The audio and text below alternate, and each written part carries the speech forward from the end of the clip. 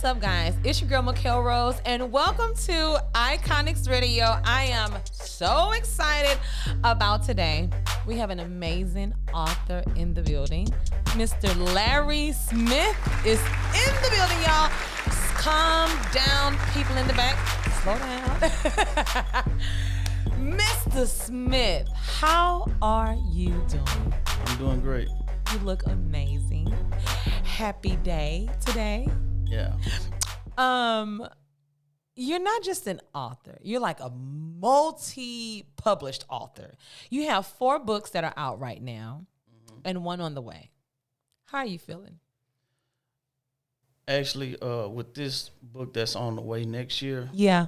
I decided to do something different, and it came natural because I've been writing so many books that I just started putting out posters all on my side of town about it because I'm doing early promotion for it. Right. If I'd have did that with all my other books, I probably would be okay. But the thing is, I can count on myself now. Mm-hmm. Like it's a different feeling when you've been writing for so long, and you know you're gonna put one out. So you just start doing your marketing and you do everything you can. And like I'm really like a one-man team. You know, I just do everything myself. I'm not fortunate enough like an actual traditional published author. Correct. All they have to do is sit and write and get paid, and their publisher do everything for them. I do all the legwork. Wow. All of it. Wow. I see here because we're going to get into his work. But I want to know about Mr. Larry Smith first. Where are you originally from? Liberty, Texas. Liberty, Texas. Wow. Are you the only child? No, I have 2 brothers. Are you the baby? No, I'm the middle child. Yeah. They always say the middle child get forgot, but I don't think that's true. You want to know why? Because you're right here. Yeah. Period. Okay. Right. Awesome. So you have an older brother. What is your older brother? Your eldest brother? He's a plant operator. Plant operator. Awesome. Mm-hmm. And then you're the author, and then your youngest brother. He's a comedian. What's his name? Jason the comedian. Jason the comedian. Shout out to Mr. Jason. He's somewhere around here. I think I seen him earlier. Yeah. In the front. So shout out to Mr. Jason. We're gonna get him on here soon. So a family full of creators. It seems like creatives. That's very interesting. Were you always into writing, or journalism, or anything like that? No, actually, none of that happened before 2010. Wow. Okay. Because early on in my life, in around 2004, I was living in a town called Killeen, Texas. And, what's up, Killeen? Yeah, and that's when I was partying and drinking and all of this stuff like that. And someone came to me and asked me, and said, "Have you ever took an ecstasy pill?" And I was like, "Nah, I never tried." But he hyped it up, and right. That's why I like to talk about my story, because it helps young people realize how peer pressure can be. Big facts. Yeah, and long story short, I, ended up going to look for that pill that night from a dealer, and I actually found one and took it, and my life never been the same since. Wow. Yeah. Wow. It didn't do so well with me. Like everybody else can just take them randomly and it don't bother them, but right. My second time led to me having to take, medication for the rest of my life, every single day. Wow. Yeah. So that's what pushes me. Wow. Excuse me. There's a lot of stories that are out there when you're talking about, college days or the days of, just living life as a young and free, right? And it's not very often talked about the aftermaths of that. So thank you for sharing that, because I think that is really going to help somebody out there and help some people out there, just prevention wise. But you came out of that. You got masterpieces happening now, and I just can't wait to learn about the books. One in particular that I really want to know a little bit more about. I'm going to get there in just a moment. So going through that journey, let's talk about that journey into becoming an author, because I'm sure that from that point up until now, it's been a journey, I'm sure, right? Yeah, definitely, because I had to go through the phase of becoming diagnosed with schizophrenia from taking the drug. From taking ecstasy? Yeah. Wow. And it down, my life down spiraled after that. And then I had to go through phases of, really, to be honest with you, catching metro buses, downtown, just to go to clinics, get tons of medication. And then next thing you know, one day I was in my room and I started seeing everybody graduating, from college and moving to nice neighborhoods. And I said, man, what is my life about? What am I going to do? So I decided to go to a Walgreens and buy a pen and a tablet, and I started writing, and I never stopped since. Wow, that's deep. Thank you for that.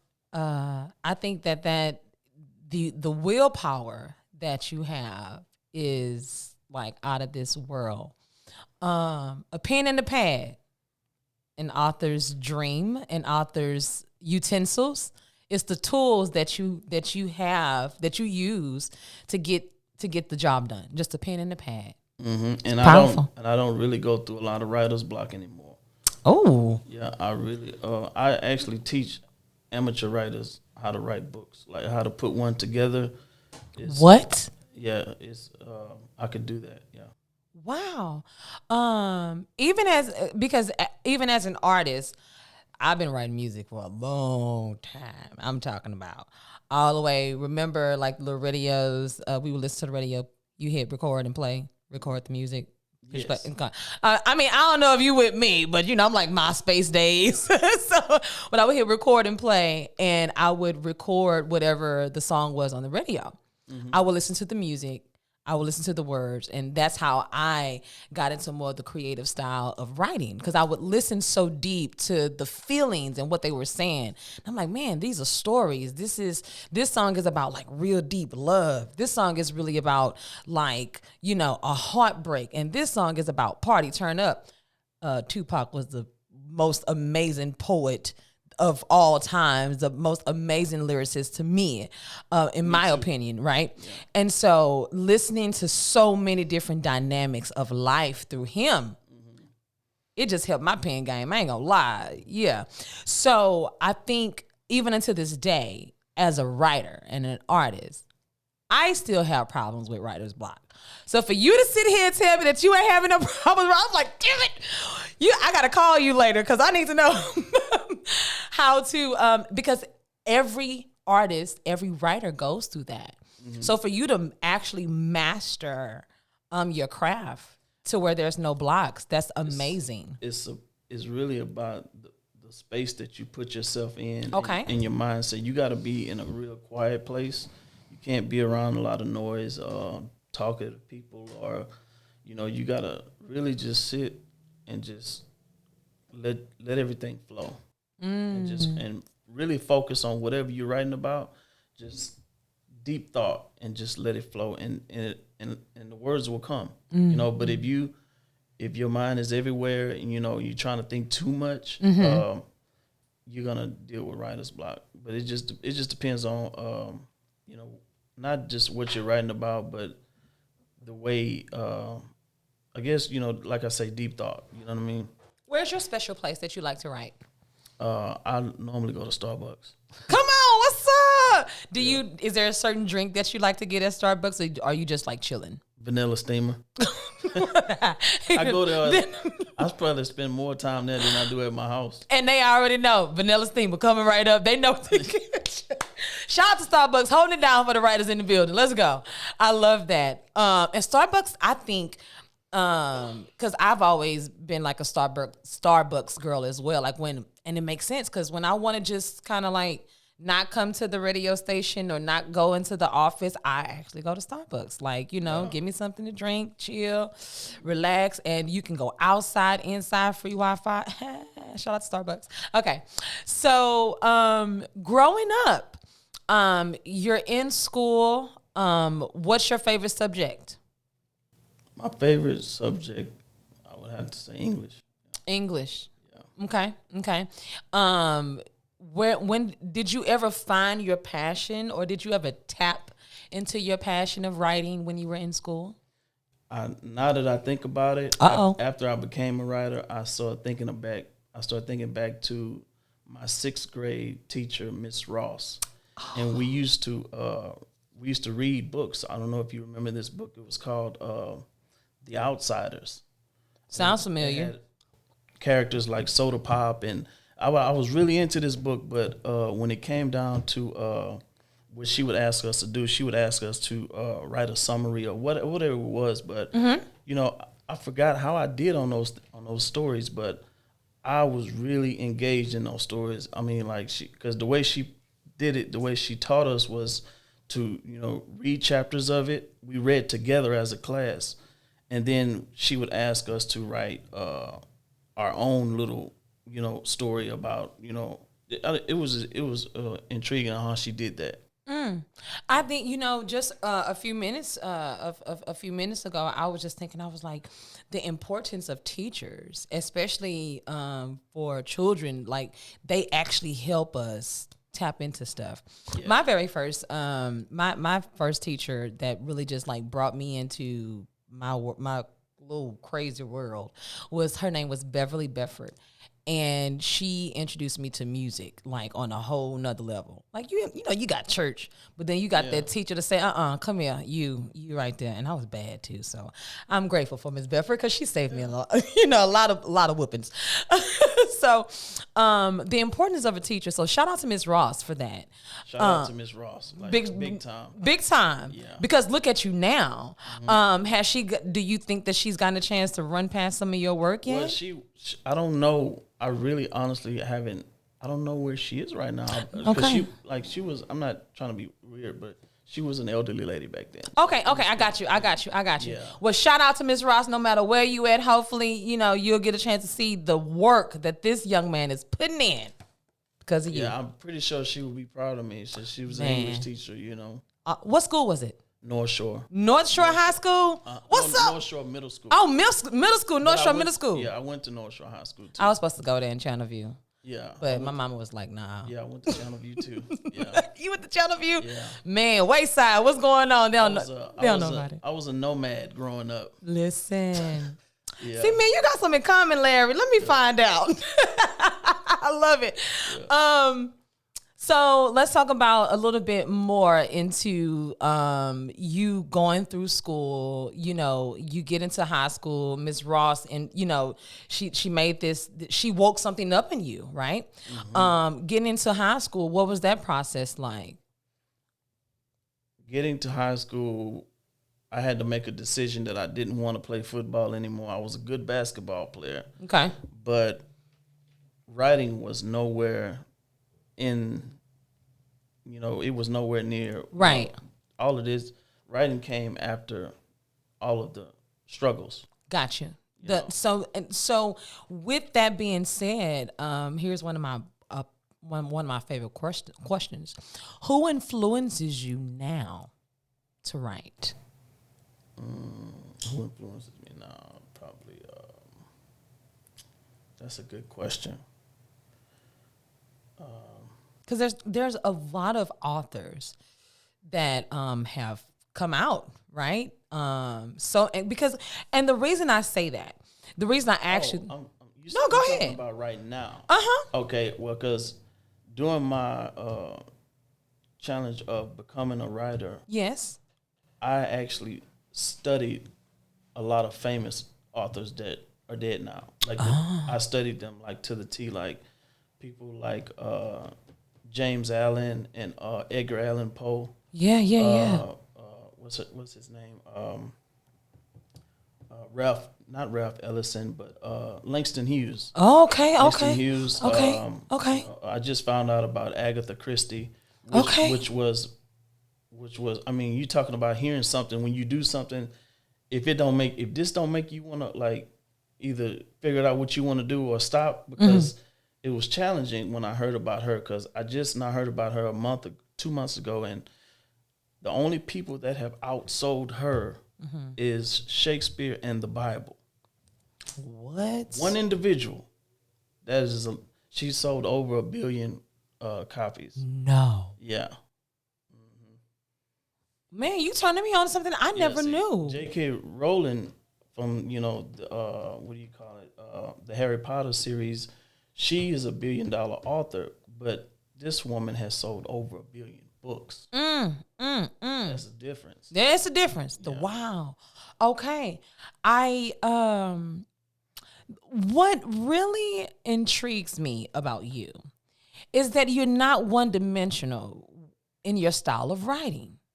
And the reason I say that is because here's a flyer with 5 books, 4 already published out, and 1 on the way.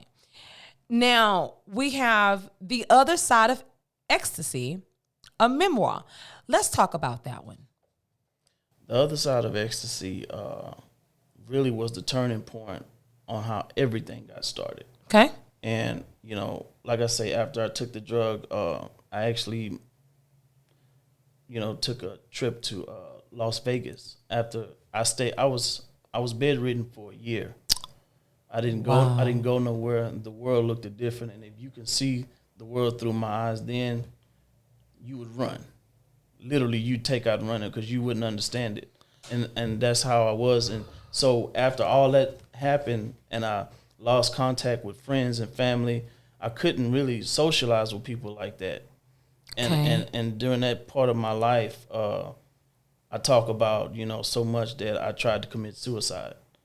Okay. I'm not gonna say how, but I'm gonna tell you this: that it was so detrimental that I felt like the devil himself was that whisper that any religion talks about devil. That whisper, he was trying to manipulate me into thinking that I was a burden to my parents. Wow. Because I was like that.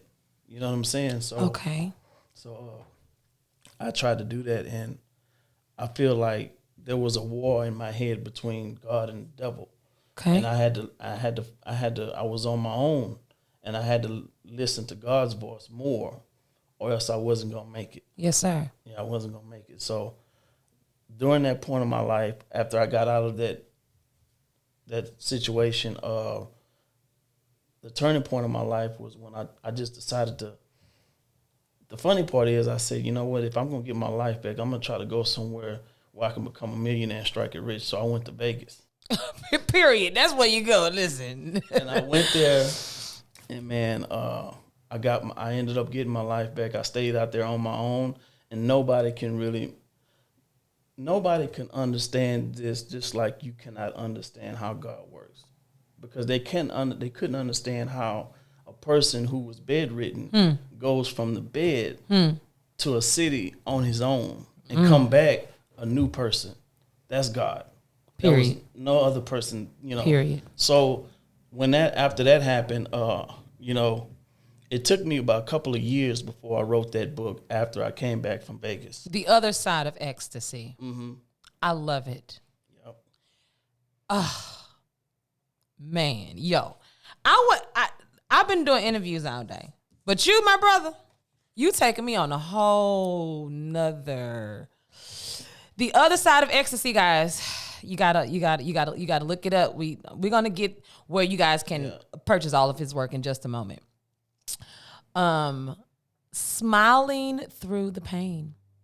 Am I going in the right order, or should I go? The Smiling Through the Pain was actually the first book. Okay. And The Other Side of Ecstasy was the second book that I published. Okay. But the Smiling Through the Pain is a book of poems. And I see that. That's the one where I said I went to the store and grabbed a pen and a tablet. Yeah. And I just started writing poetry. And next thing you know, each book later turned into a different genre. So as I started publishing more books, I started to see that I was a lot different than a lot of authors, because I literally can write about anything. And that's what I'm saying. The other side of ecstasy is a memoir. Smiling Through Your Pain is a book of poetry. Now I'm looking at Black Gold Down Under. Now this is one I want to hear about. Yeah. Black Gold Down Under. Black Gold Down Under. Fiction book, right? Yeah, that's actually my fourth one. Okay. And that one right there was the break off where I actually, I actually learned about myself that, man, I can actually tell stories. Wow. Because at first, I was telling a memoir and poetry, but now I'm going off into storytelling, and then, but I'm still learning, and I'm still writing bigger books, and it's not the size of the book. It's not always the size of the book. When people say that, they get it confused because they see books in stores that are thick pages, but right. I just have to say this for authors who are listening. Okay. James Allen wrote a book called, what was it called? As a Man Thinketh. And it was only 60 something pages, and he had other books during his time. It was like the 1800s, and he thought the lesser of that book, and that was the book that made him famous. Wow. 60 pages. 60-page book made him famous. Huh. Wow. Versus all the rest of it. So it's really doesn't matter how many pages the book has. But I will say, you probably want to, write a bigger book, because it is kind of a standard size that stores look at if you want to sell in the stores. Okay. But to be honest, generally readers, page count it's not a big deal. Big fact. I do agree. What's inside the book. That's true. Yeah. That's very true. I have a friend here in Houston. He's also an author.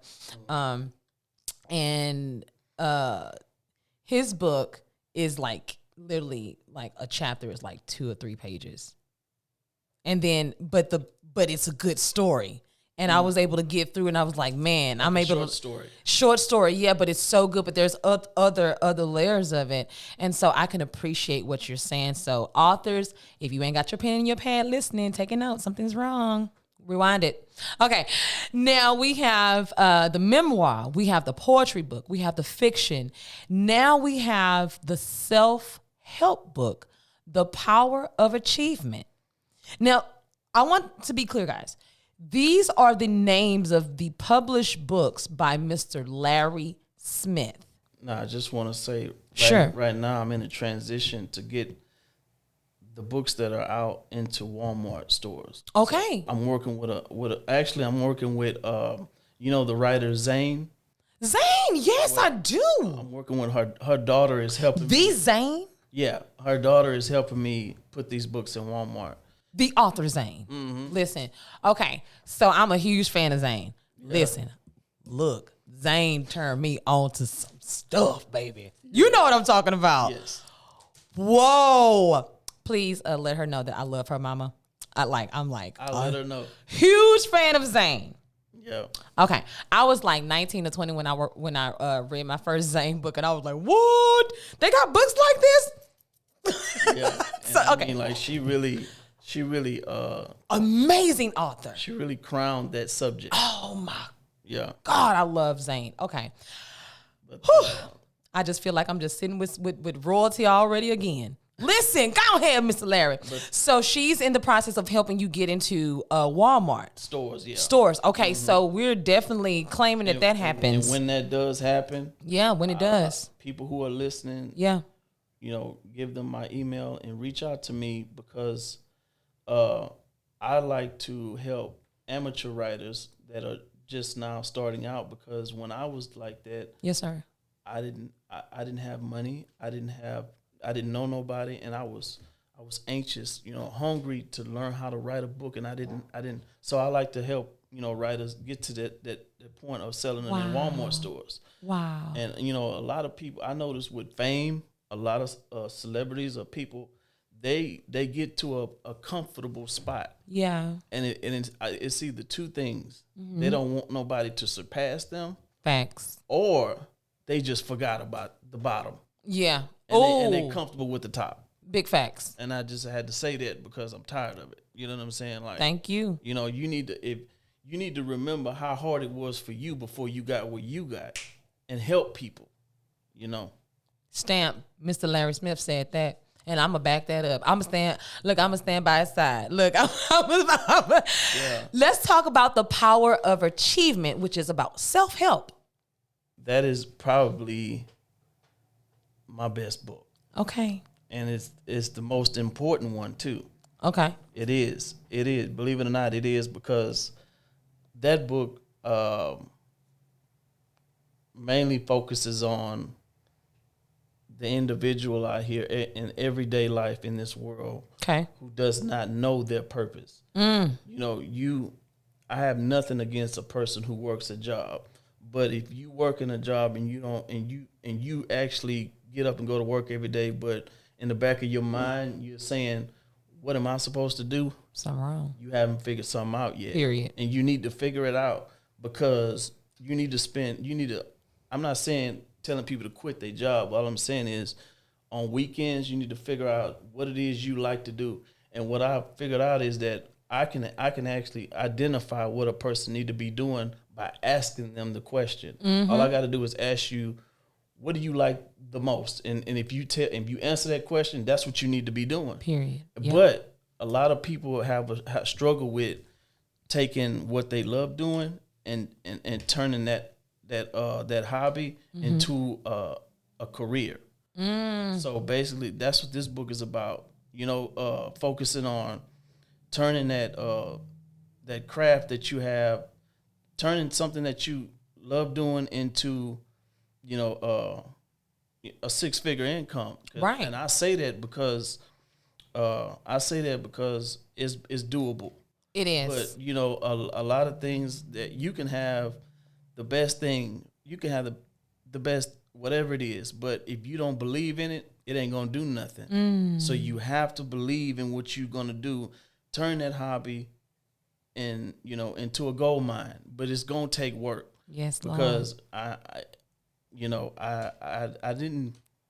knew that when I started writing, 12 years ago, that after I published my first book, Smiling Through the Pain, when I knew I was gonna do it, you know what I mean? But I didn't know what it felt like. Right. I didn't know what I discovered when I published my first book. Oh, what was that feeling like? The power of achievement. Oh, that's what it is. Boom, boom, boom. That's why I wrote that book. That's what I was looking for. Believe it or not, I swear that's what I was looking for. Yep. Wow. And that's you don't really know what it feels like, what you're doing that you love doing until you actually taste it. Complete the goal. Man. Finish it. Yeah. Look, let me tell you something. I can totally relate to that. And I think, bump that. We all can relate to that because we've all achieved something. Mm-hmm. Something. Like, I don't care. We've all achieved something, no matter what it is. And the feeling of achievement, the power of achievement, boy, you better stop. Okay, because I can go on about that one. That is amazing. Thank you, thank you, thank you. A memoir, poetry book, a fiction book, a self-help book. Not to listen. Let me tell you something about First 48. I'm a huge First 48 fan, and I love me some mystery stuff, but I've never read a mystery book. So to sit here in front of a man, Mr. Larry Smith, who has now a mystery suspense thriller book that's coming out, I'm excited. I just want to know the search for Lydia. Who is Lydia? Look. He like, this Lydia girl crazy. Lydia is a character from my imagination. Okay.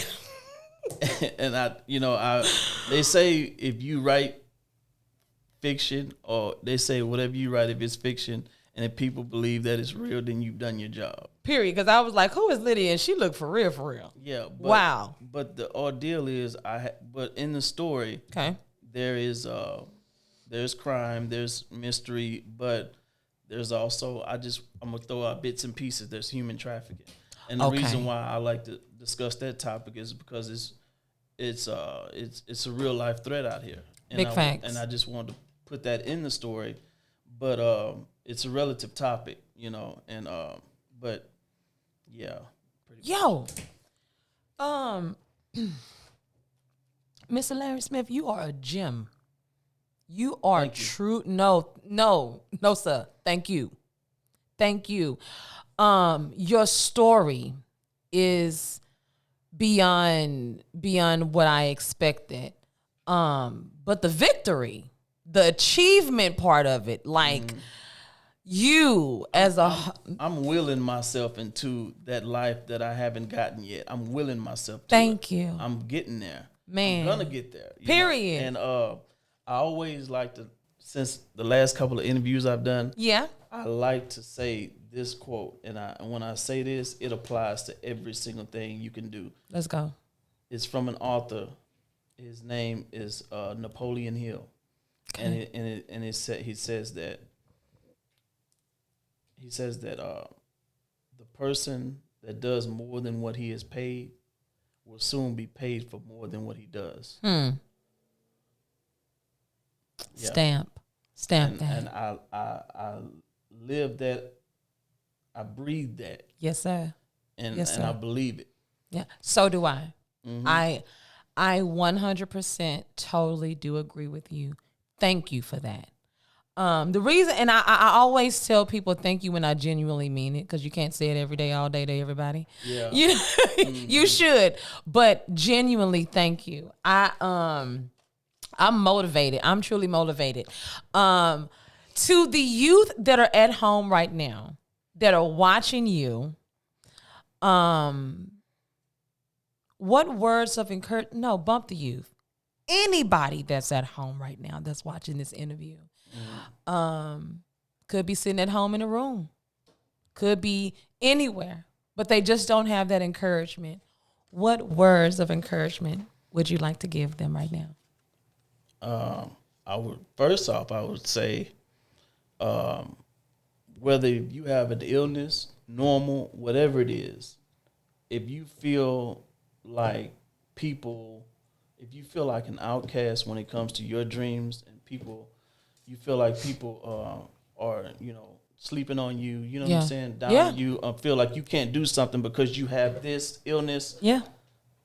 Look here, I got schizophrenia, and I have 5 books here, and I'm gonna become a famous writer. And I know that, which I am. I'm a professional writer, but I'm just not a famous writer, and I'm getting there. And it's not about the fame, but it's also, the more so that the financial part plays a big part. And what I say to people at home that are however they're feeling, don't let nobody talk you out of what you believe in. That's what I want to tell them. Yeah. I ain't got nothing else to say, y'all. Thank you. Where can people find you? You about to make me cry. I need my lashes for tomorrow. Go ahead. My Facebook is Larry Smith III, and I have my Instagram is author Larry Smith. Okay. And but yeah, as far as and my Twitter is Larry Smith III too, and also what is it? My website. Okay. My website is www.authorlarrywaltersmith.com.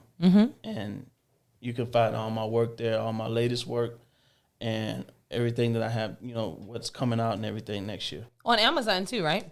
Everything is on Amazon. Yeah, but like I said, the paperbacks for these 4 books are in transition to be put on another publisher. But the ebooks are available for all 4 books. Okay, and I'm going to name those once again. The Other Side of Ecstasy is a memoir. Smiling Through the Pain is a poetry book. Black Gold Down Under, that's a fiction book. The Power of Achievement is a self-help book. Coming soon, The Search for Lydia. Mystery, suspense, thriller, Mr. Larry Smith III. Man, I just have to say, I was gonna say this off air, but I'm gonna say it on air. Let's get it. This is the livest interview I've ever done. Your energy is off the chain.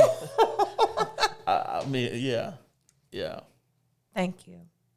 I told you I need my lashes. Stop it, Larry. Stop. You gonna make me cry. Thank you. Man, this has just been such an amazing interview, like hands down. Thank you. Like you the livest, man. Yeah. And also, yes, sir. Before we end the interview, this book here, I'm actually in the process of, working with Ron about hopefully turning it into a short film. Okay. And possibly a series, but we'll see. But more likely a short film. Y'all be on the lookout because I think all of your work is amazing. This story right here, from what I heard, like this is going to be great, and I'm a huge fan of Larry Smith III, the author. I am a huge fan. These books will also be featured on the Iconix Radio Book Club, so be on the lookout. You're going to see these definitely rotating in some interviews. And also, yes, sir. If there's any writers out there who are looking to get a website done or anything like that, I have a brilliant editor. His name is Carl Hennigan. Okay, he's a writer too, and he pretty much he helps me with my website, and his prices are very affordable, and he does great work. And man, he giving y'all a gem to hook up to. He's an editor, and his name of his publishing company is called Icon Global Publishing. Duh. Look at me. It's right there at the bottom of the screen, guys. Okay. So, man, yes. The next 5 years, where do you see yourself? The next 5 years, I actually see, if it's not the next 5, I'm gonna say the next 5. Yes, sir. I can predict the next 5. I see myself being a published, what do you call it? How can I say this? One of, if not the, I'm not gonna say if the, but one of the highest paid Black authors in the world. That's the way I see myself. Stamp. The route that I'm going. Stamp. Because once I reach an actual publisher, and I say one of, the highest paid Black authors in the world. Yes, sir. Because there are a lot of good authors out there. I'm with you. And but what I'm focused on every day I wake up, is being, that next best writer that, is, that you got your Stephen Kings, you got your J.K. Rowlings, you got your Michael Conleys, your John Grishams. Well, I want to be Larry Smith III, the next one. That's right. I want to be the one that people, when they think of Stephen King, when they see my work, they think of me in a different, just the same light, but a different genre, Guys, how can you not love Larry Smith III? Oh my God. Black Gold Down Under. But you're definitely going to see his books here at Iconix Radio in full-fledged rotation. And we here at Iconix Radio just love you. And I mean, you definitely have a home here. And so with that being said, I am with you as one of the top paid paid authors, period, in the United States global. Because I'm also, I love writing. It's a passion, but I also do really want to, how can I say it? I really want to break that generational wealth problem. Yes, sir. In my family. Yes, sir. And I don't have a problem with helping nobody. People know that. But as long as I can help myself first, then I'm definitely gonna help my immediate family, my family, depending on where the money go and how I get there. That's right. Gotta watch it. I will help you, but the thing is, I'm ready for that next phase of my life. And I feel like, this book here, The Power of Achievement, once you complete something and accomplish something, like your first book or whatever it is, I feel like God himself, Allah, God, I feel like he is going to show you Once you find out what you love to do the most, he's going to show you your path. That's right. And he's going to give you, like, there's no way I can sit up here and tell you that I'll be one of the highest paid black authors because God gives me that vision. Right. And I feel like that's going to happen. Period. So when you do something and you turn that hobby into a 6-figure income. That's right. It's doable. It's doable. You just have to believe in yourself. That's right. Well, we definitely believe in you, brother, and I appreciate it. And one thing we like to do here, we like to play games. You like to play games? Yeah, I guess. He's like, I don't know. Wait a minute. What do you mean? We're going to play a game, and it's okay. Just take 1, 2, 3 breather, because I'm going to give you some questions.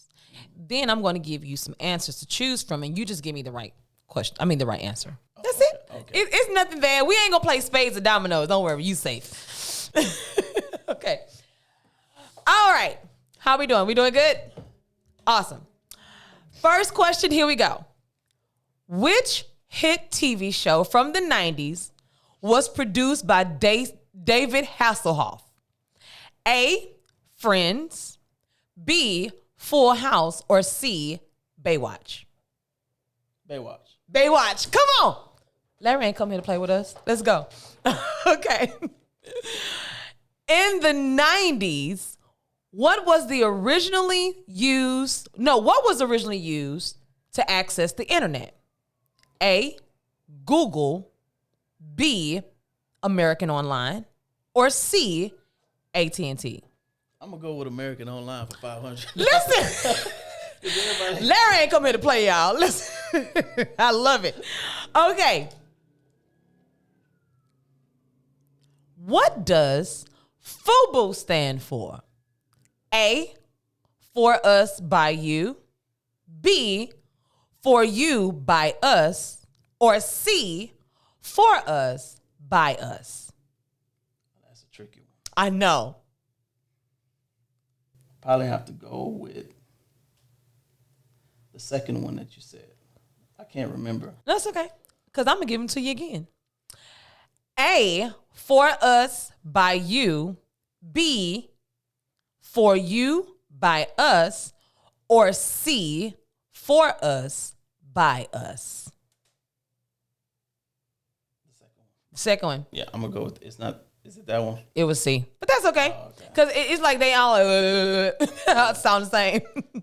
All right, FUBU, we watching y'all because I see they trying to get a comeback too. We watching them. All right, here we go.